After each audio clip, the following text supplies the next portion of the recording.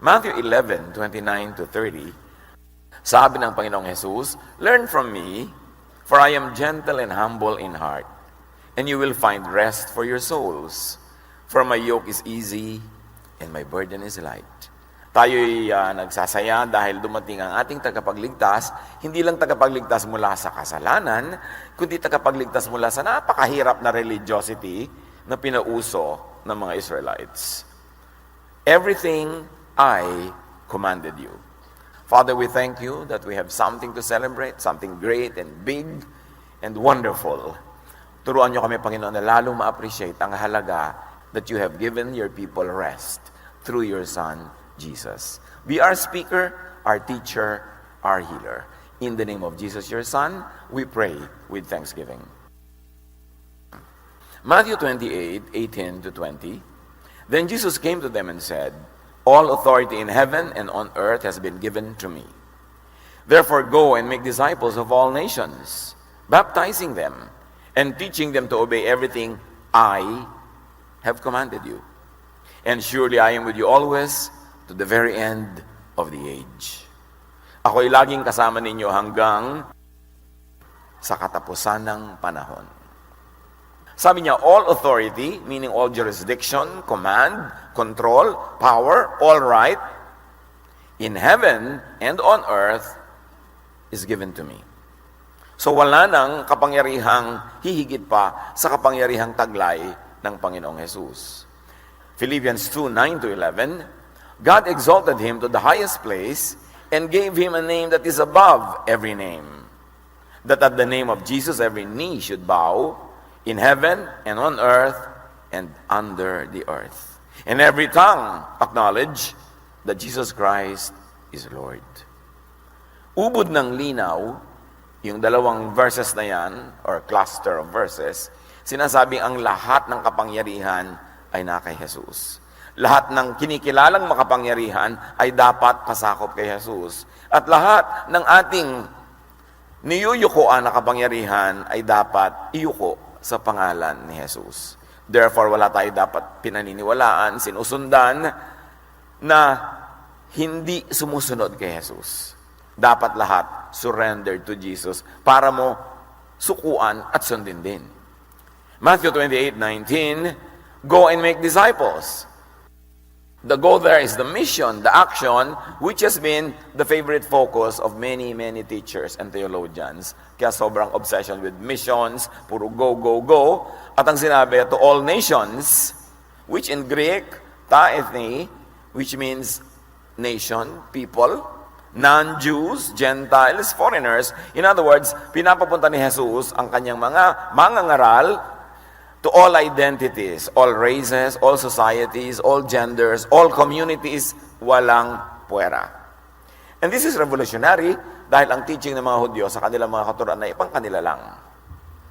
Na sila lang ang kausap, sila lang ang kasundo, at sila lang ang favored. Yung sinabi ni Jesus na all nations, napakalaking departure yon from the tradition of Israel. Kaya dapat nating isipin that Jesus really led a very powerful spiritual revolution, not to keep the status quo, not to keep the traditions, but to break the walls, to make God and godliness available to all. Acts 1:8, sabi ni Jesus, "You will be my witnesses in Jerusalem, and in all Judea and Samaria, and to the ends of the earth." So lahat kasali. Nung si Jesus ay isinilang, yung pagkakakilala ng mga Israelita na kanila lang ang Diyos, kanila lang ang mga kasulatan, kanila lang ang kabanalan, at kanila lang ang kaligtasan, lahat yun ay pinawalang bisa ni Jesus sapagkat ginawa niya ang lahat ng ito para sa lahat ng tao, everywhere. John 1:12, "Yet to all who did receive Him, to those who believed in His name, He gave the right to become children of God." Kasi yung mga Israelita, sinasabi nila, sila lang ang anak ng Diyos. Sila lang ang anak ni Abraham. Sila lang ang anak ni Moses. Therefore, sila lang ang may-ari ng lahat-lahat. Pero sabi ng John 1:12, nung si Jesus ay isinilang, nilinaw ng Ama sa langit na ang lahat ng mananalig sa Kanya ay magiging anak ng Diyos. Israelita man sila o hindi. Ano man ang kanilang kalagayan sa buhay, ano man ang kanilang katayuan.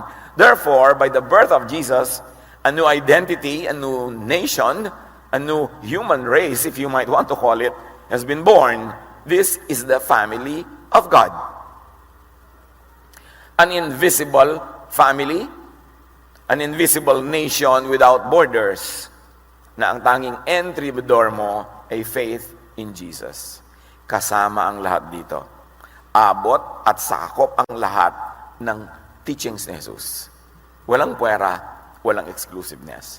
On the other hand, para ma-appreciate natin kung anong ibig sabihin ng abot ang lahat, sino lang ang sakop ng teachings ni Moses? Kasi yun ang lahat ng contrast. Deuteronomy 5:1-6, tinipon ni Moises ang buong Israel at kanyang sinabi, Bayang Israel. So sino ang kausap? Bayang Israel, dinggin ninyo ang kautusan ng mga tungtuning ibinibigay ko sa inyo ngayon. So kanino binigay? Sa Israel. Unawain ninyong mabuti at tuparin ang mga ito. Ang Diyos nating si Yahweh ay gumawa ng kasunduan sa atin sa bundok ng Sinai, hindi sa ating mga ninuno, kundi sa ating nabubuhay ngayon. So nilinaw ni Moses, ito ay para sa inyo specifically, this generation that got out of slavery, kausap kayo ni Yahweh. At sinabi niya, ako si Yahweh ang naglabas sa inyo sa Ehipto at nagpalaya sa inyo mula sa pagkaalipin. So malinaw na malinaw kung sino ang kausap, kung sino ang sakop ng kasunduan at ng utos, Israel na pinalaya mula sa Ehipto. Kung bakit naman sa kasaysayan lahat ng bansa ay sumali sa usapang yon, hindi naman sila yung kausap. So yung mga batas na yon na pinalaya ni Jesus ang Israel, yung mga hindi Israelita, belatedly, nagpasakop at sumali pa. Samantala yung mga Israelites nga, pinalaya na ni Jesus, yung mga hindi Israelites, by becoming Christians, had unwittingly gotten themselves into this kasunduan na hindi naman sila ang kausap. Israel's theology of its election, so to speak, they believe, implies that to them, sa kanila, sa ganang kanila, the Jewish scriptures are theirs, and for them alone, malinaw yan sa kanila. Kaya mga Israelites sa buong panahon hindi naman nagmi-mission. Hindi sila nang kukonvert ng mga tao. Wala silang mga massive global missions. Kasi sa kanila, yung kasunduan pang kanila lang. Malinaw yun sa kanila. But Jesus gives a new command for all people. At sinabi niya, all these teachings of mine, you have to bring to all the nations. So hindi na niya inilimit ang Israel at ang lahat ng non-Israelites sa teachings lang ni Moses at ang tradisyon ng Israel, kundi pinalitan niya ng kanyang new command at ngayon pinalitan niya ang audience, all of the world. At yun ang kahulugan ng Pasko. Sabi ng mga anghel, peace on earth. Hindi lang peace for Israel, hindi lang peace for a very select few, peace for all nations. As many as received Him, who believed in His name, He gave the right to become children of God.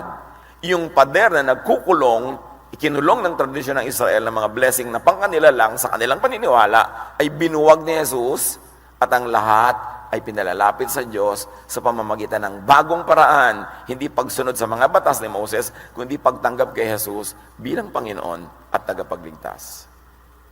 And of course, sa Matthew 28, in-include pa yung baptize them. This is another overemphasized portion of the teaching. To the point na pinag-aaway-awayan ng mga sekta kung ano ang tamang dami ng tubig sa pagbabaptize. Pero merong bahagi ng utos na ito at katuruan na neglected ng marami. Yung sabi ni Jesus na, teach them to obey everything, meaning every teaching that I commanded.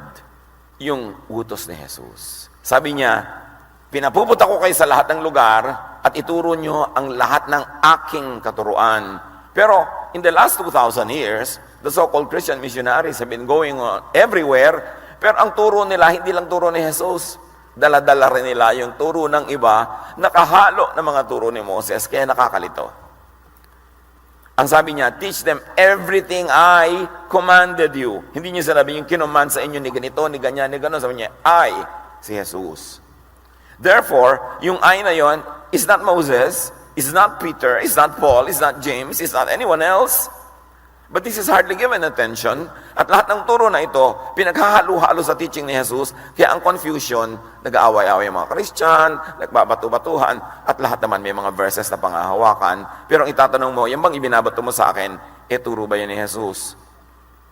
The teachings of Moses, of Paul, of James, etc. are binding to the Jesus followers when and only when such teachings submit to the teachings of Jesus.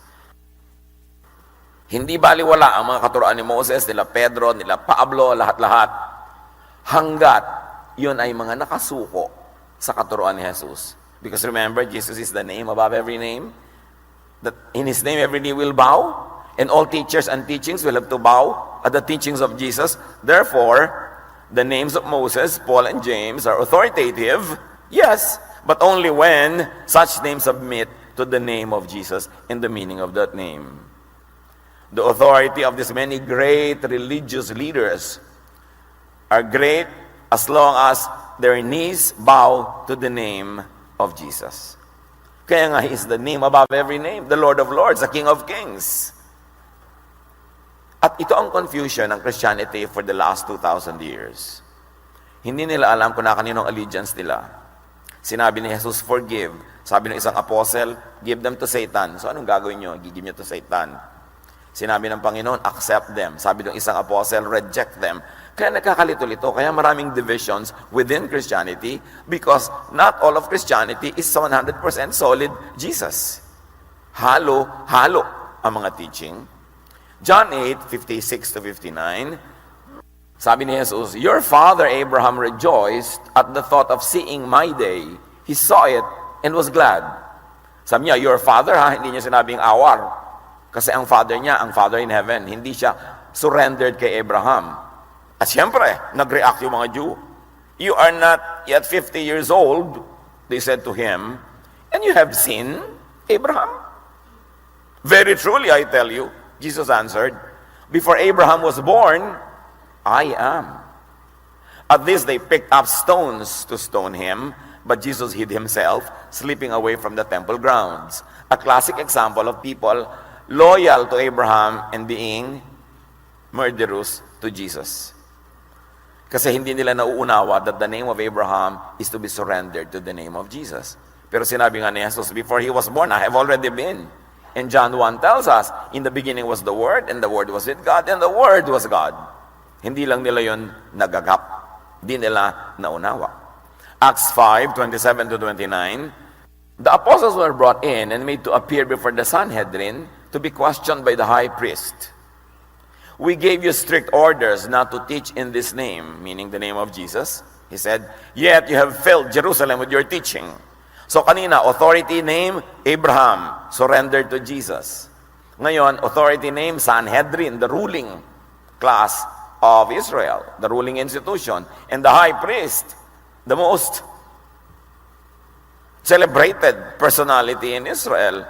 So, yung temple, yung Sanhedrin, yung high priest, sabi nila, sinabi sa inyong huwag kayo magtuturo sa pangalan ni Jesus.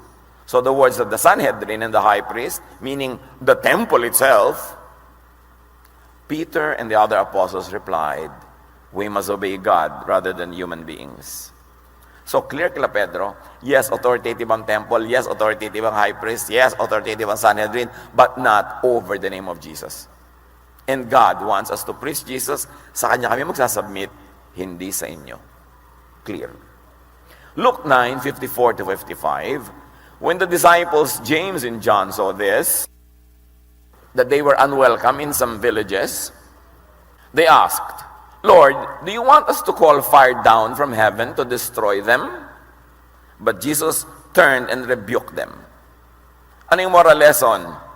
Si James na to, tsaka si John, ang gusto nila paulanan ng apoy yung mga baryo na hindi tumatanggap sa kanilang pagtuturo. Pinagalitan sila ni Jesus. So you see, James and John, their teachings, their ideas have to be surrendered to the teachings of Jesus. Dapat clear yun. Pag ang katuroan nila hindi maka-Jesus, hindi ka na obligadong sundin yun. Sila nga napagalitan eh. Kasi un-Jesus yung ginagawa nila. But according to tradition, very Christian, kasi Christian tradition is used to doing all kinds of murderous activities against those people who have other forms of belief. Christianity as religion has been so murderous in many ways, associated with many un-Jesus ideas. Kaya dapat salain ng lahat ng 2,000 years of Christian history sa katuruan ni Jesus para maging dalisay, maging puro ito uli. Matthew 16:22-23, Peter took him aside, meaning when Jesus said he would go to Jerusalem and die there, and began to rebuke him. Never, Lord, he said, this shall never happen to you. Jesus turned and said to Peter, get behind me, Satan. You are a stumbling block to me. You do not have in mind the concerns of God, but merely human concerns. This is Peter, de facto leader of the apostles. Pero ang kanyang iniisip, kabaligtaran ng layunin ni Jesus. Kabaligtaran ng mission ni Jesus na mamatay para mabayaran natin makasalanan, to satisfy all the requirements of the law, to set us free from the punishment of the law. Pero sabi ni Peter, no, hindi ko kayo papayag mamatay. Love ko po kayo, Lord. You will never die. Sabi ni Lord, umalis ka dyan, Satan. Yung sinasabi mo, hindi yan ang kalooban ng Diyos. Imagine, Peter na yun, napagsabihan pang Satan sa kanya idea. It means, lahat ng idea ni Peter, kailangan isabit mo kay Jesus, at yung papasalangan sundin mo. Kasi marami rin siyang ideya na hindi maka-Jesus. Eh di lalo na yung mga tao sinasabi, sila ay successor ni Peter. Si Peter nga mismo nasabihan ng ganito eh. Yung human being ka pa lang na sinasabi mong successor ka niya, paano ngayon magiging lahat ng sinasabi mo ay tama na walang mali? Eh si Peter nga nagkamali. So ang katuruan ng lahat ng sumusunod kay Peter, representative, so-called ni Peter, dapat pa rin salain sa katuruan ni Jesus. Napakarami mga religious wars at mga pagpatay sa mga mananampalataya ng ibang kulay at paraan ang ipinapatay ng simbahan. So, sasabihin nyo, yun din ang kalooban ni Jesus. Dapat salain din yun. John 14:23, Jesus replied, anyone who loves me will obey my teaching. My Father will love them and will come to them and make our home with them. Ang tunay daw na pag-ibig kay Jesus ay pagsunod sa kanyang katuruan, which means hindi pagsunod sa mga katuroang hindi sang-ayon sa kanyang katuruan, sino man ang pinagmulan ng katuruan na yon. Pag hindi maka-Jesus, yon ay hindi dapat sundin. John 21:22, Jesus answered, you must follow me, meaning not anyone else. Kaya napakahalaga ng ating lagi nang ipinapaliwanag na Jesus filter. Na lahat ng katuruan, ninuman, mga kasulatan, ay salain sa katuruan ni Jesus. At yung papasa, which means loving, kind, accepting, yon ang ipamuhay. At yung mga hindi papasa, ilagay na lang sa library, sa file, gawing reference, pero hindi kailangan nating to kill or die to obey them, if they are not surrendered to the teachings of Jesus. Never mind whoever said those teachings. Because Jesus is the only Son of God. He's our only Savior. He is the way, the truth, and the life. Wala dapat contest at walang confusion kung paano natin tatanggihan ang mga katuroang baligtad sa katuruan ni Jesus, labag sa katuruan ni Jesus, at bumabangga kay Jesus. At sabi ng Panginoon, and surely I am with you always, to the very end of the age. So niya, sundin nyo ang lahat ng ito. Katuruan kong ikalat ninyo, ipamuhay ninyo, at ako'y makakasama nyo hanggang sa pagwawakas ng panahon. Now, the Greek for end of the age, which you have to see in Greek, telos tis ilikeas, means end of time, end of a period, end of an era. It doesn't mean end of the planet, nor end of the world. Dapat malinaw yan. Kasi laging may mga nasasabing end of the world, end of the world, end of the world. Actually, ang sinabi ni Jesus ay end of the age. End of a certain era. Halimbawa, end of the temple age. End of the age of the priests. End of the age of animal sacrifices. End of whatever period. Kasi noong unang panahon, pag sinasabi nilang end of time, hindi nila ibig sabihin end of the planet. Kahit yung mga iba, some years ago, natakot dahil sabi daw ng Mayan calendar, mag-e-end na ang world kasi hanggang doon lang yung kalendaryo nila. Tapos natakot sila, lumampas naman yung araw na yun at nakakailang taon na ngayon, di pa nag-e-end yung planet because End of the world to the ancients is an end of an epoch, end of an era. Halimbawa, panahon ng Hapon, panahon ng Kastila, hindi ng lahat ng panahon. So ang tinutukoy ni Jesus, the end of time is the end of whatever time he was referring to. And when you look at history, it is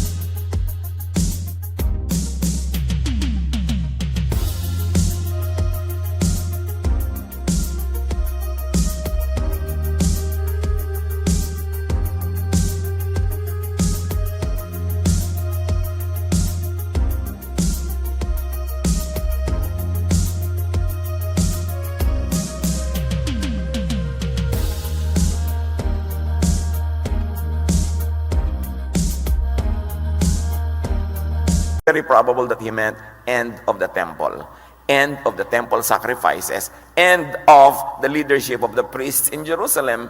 And really, it ended just a few years after he went back to heaven.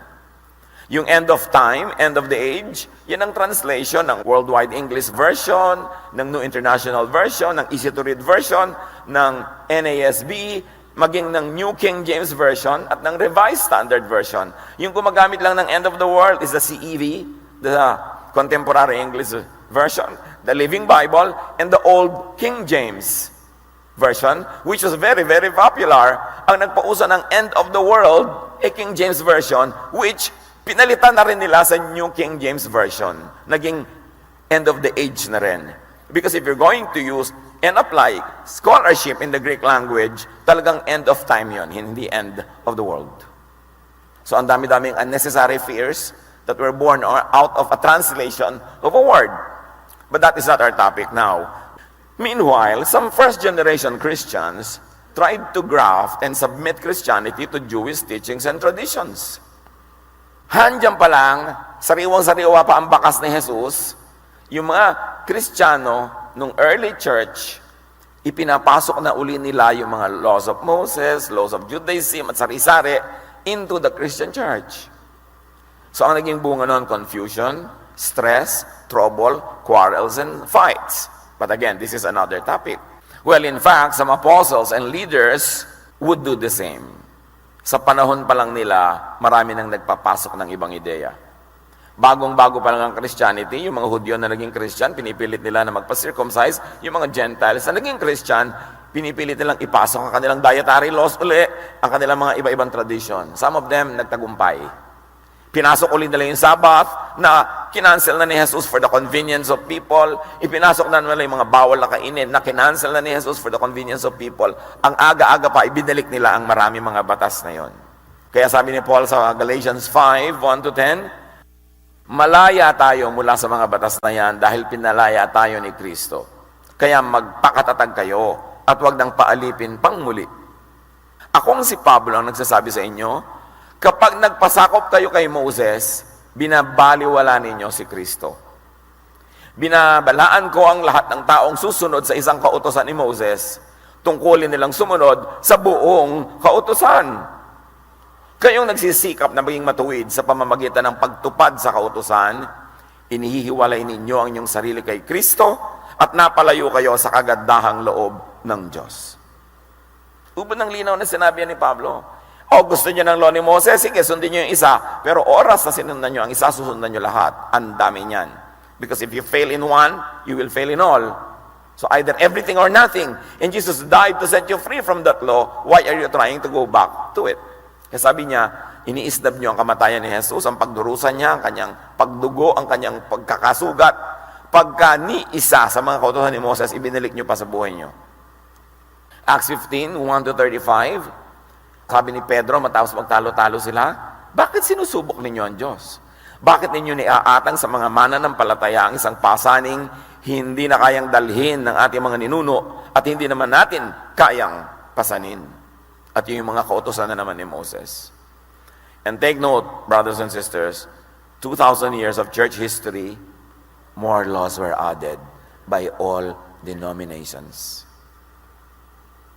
Pati haba ng buhok, pati kung anong hairstyle, pwede ba mag-makeup, pwede ba mag-lipstick, gaano kahaba ang laylayan ng mga palda, pwede ba magpantalo ng mga babae, ano bang kakainin sa Lord's Supper, may harina o wala, yung bang umaalsa o hindi.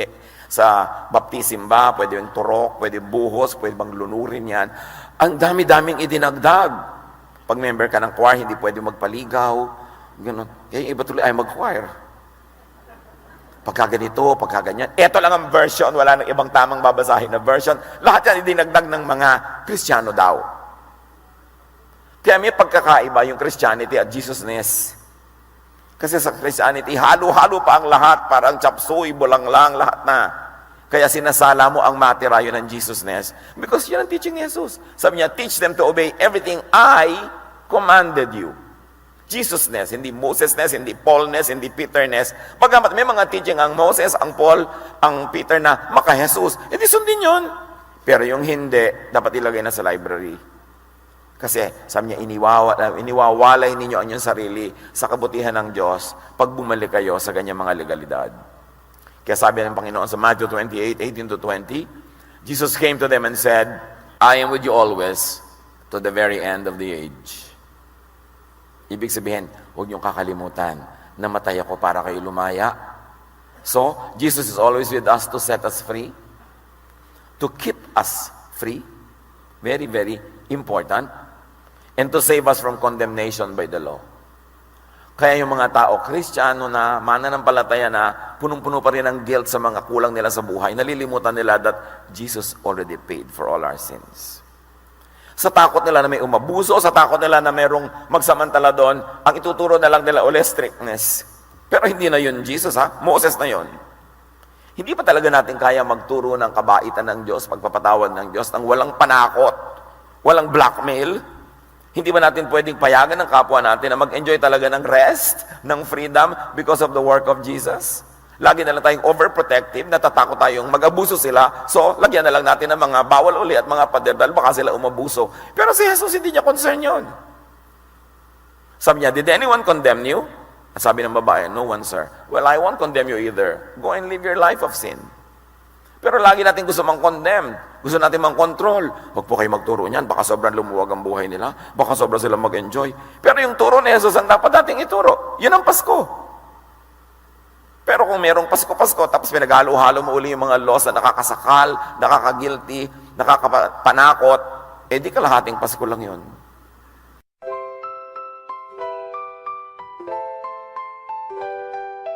Lakefront breeze whispers your name. City lights dancing in neon flame. Heartbeats quick in a sweet refrain. Your laugh cuts through the summer rain.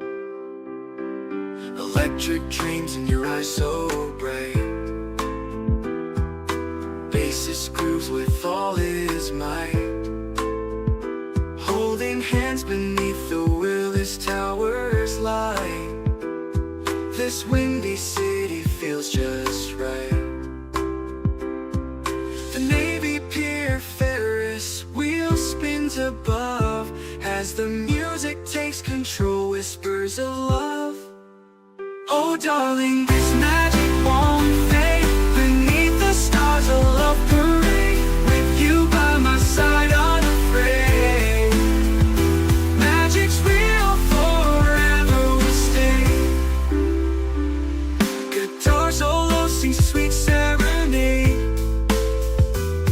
Your voice is honey, love sweet parade.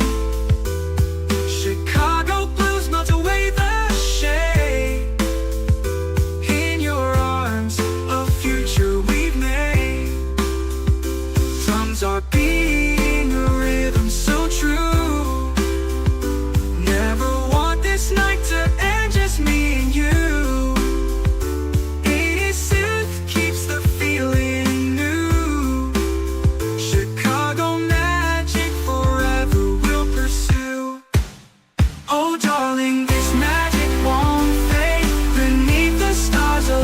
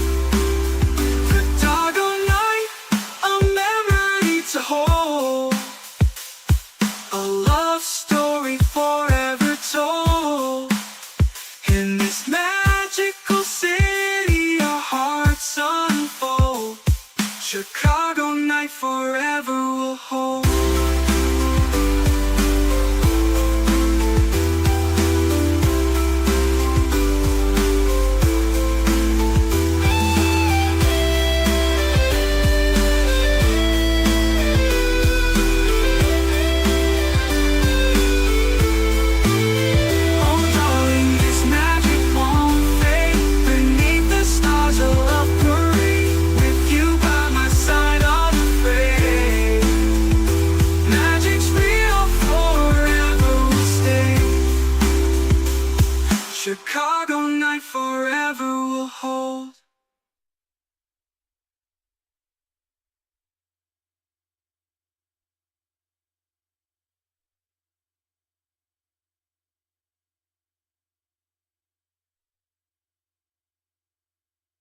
Ang tawag lang doon, pass.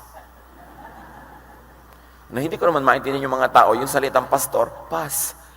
Dalawang syllable lang eh, huwag ka na magtipid, pastor na lang. Pass, pass. Akala ko kung sino yung tinatawag, ako pala, pass. Diba? Tapos i-spellin lang yung pastor, PSTR pa. Konting vowel sa lang idadagdag yun, hindi pa buuin. Ang dami-daming mga ganung mga kung ano-anong kaugalian na hindi natin sinusuri. But keep this in mind, Romans set us free. Bible, the book of Romans, Jesus, and even Paul tells us how free we have become. Romans 8:33 to 34, who can accuse the people God has chosen? No one. God is one who makes them right. Who can say that God's people are guilty? No one. Christ Jesus died for us, but that is not all. He was also raised from death, and now He is at God's right side, speaking to Him for us. So keep this gift in mind, and keep this gift at hand, that Jesus lives to make intercession for us. Lagi-lagi na, sa pagsisikap natin, nadadapa tayo, nagkukulang, nagkakamali. Don't forget, Jesus is at the right hand of the Father, interceding for us.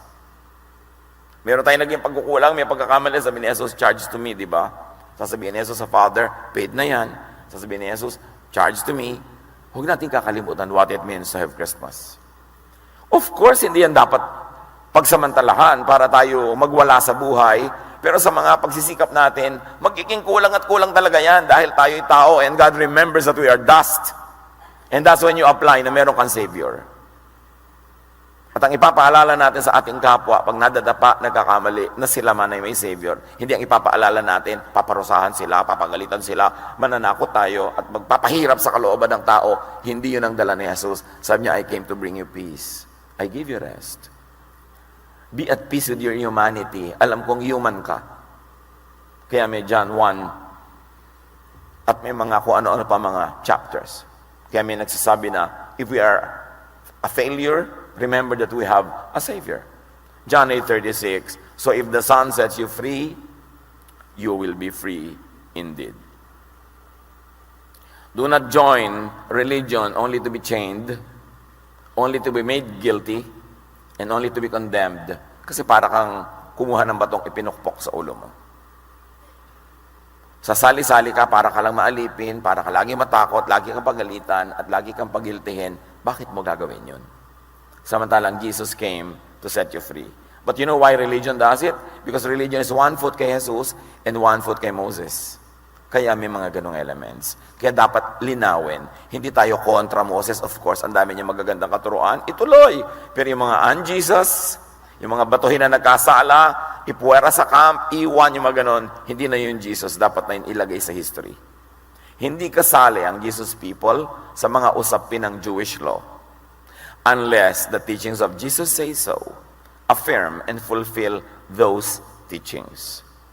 Because Jesus set us free, not only from sin, but also from the Jewish law. Dapat yun pakaisi-isipin. Matthew 5:17, do not think that I have come to abolish the law and the prophets. I have not come to abolish them, but to fulfill them, which in many ways, Jesus actually, the fulfillment, minodify, iniba yung application, pinabait, or inilagay na lang sa history. Sabi niya, mahalaga i-apply niyo ang Jesusness because it is the one that will set you free, that will give you peace, and will make you loving and accepting. Because the fulfillment is the Jesus way, because Jesus is the way. And the way of Jesus is love, forgiveness, and rest. Dapat doon ang ending ng mga ginagawa natin. So receive, enjoy, and share this gift of Christmas. Understand what it means. That the gift of Christmas is the teaching of Jesus, pure.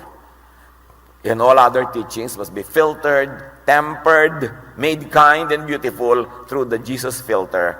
Jesus paid with His life for this. So huwag nating sayangin at kita natin ang ganda ng kahulugan na meron tayong tagapagligtas at yun ang ipinagdiriwang. Panginoon, salamat po sa diwa ng Kapaskuhan. No matter what date talaga ipinanganak si Jesus, no matter what way this is celebrated, ang ipinagpapasalamat namin, Panginoon, ay mahal nyo kami, sinugo nyo ang iyong anak na si Jesus para iligtas kami sa lahat ng mga unnecessary religious traditions and laws so that we can have a peaceful, kind, and loving life. Pagbulay-bulayan natin ito mga kapatid, ipamuhay at ibigay bilang regalo ngayong Kapaskuhan at sa lahat ng araw. Be with the Lord in silent reflection.